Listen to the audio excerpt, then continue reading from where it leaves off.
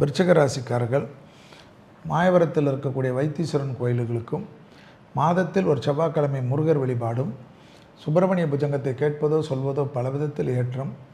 கண்டிப்பாக அபிராமி அந்தாதியில் 40, 59, 75, 100 பயன் என்று சொல்லக்கூடிய ஆத்தாலயங்கள் அபிராமி வழியே ஆரம்பிக்கக்கூடிய பாடலையும் படிப்பதும், பிள்ளைகள் விஷயத்தில் பூத கண்ணாடி ஆராய்ச்சி கூடவே கூடாது. சந்திரன் நீச்சமான ராசிக்காரர்கள் நீங்கள் இருந்தனால் மன அழுத்தங்கள் ஏற்படக்கூடாது. வயிற்றில் உபத்திரம் இருந்தால்தான் மன அழுத்தம் வரும். கட்டில் ப்ராப்ளம் இல்லாமல் பார்த்து கொள்ளக்கூடியது நன்மை தரும்.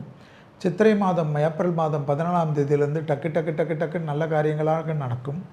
திருமண தடைகள், புத்திர சந்தான தடைகள், உத்தியோக தடைகள், குடும்பத்தில் அந்யோன்யம், வீடு கட்டுறது, நிலம் வாங்கிறது, புது தொழில் தொடங்குறது, அடிமை தொழிலிருந்து தனிப்பட்ட தொழில் தொடங்குறது என்று எல்லா விதத்திலும் ஏற்றங்கள் காணப்படும். வயிறு உபத்திரத்தில் கவனம். மலக்குடலிலும் சிறுநீரக பாதையிலும் சிறு உபத்திரங்கள் கூட தாங்க முடியாத அளவுக்கு பிரச்சனைகளை ஏற்படுத்தும். எனவே வண்டி வாகனத்தில் வித்தைகள் காட்டாமல் இருப்பதும் நன்மையான அமைப்பை ஏற்படுத்தி தரும்.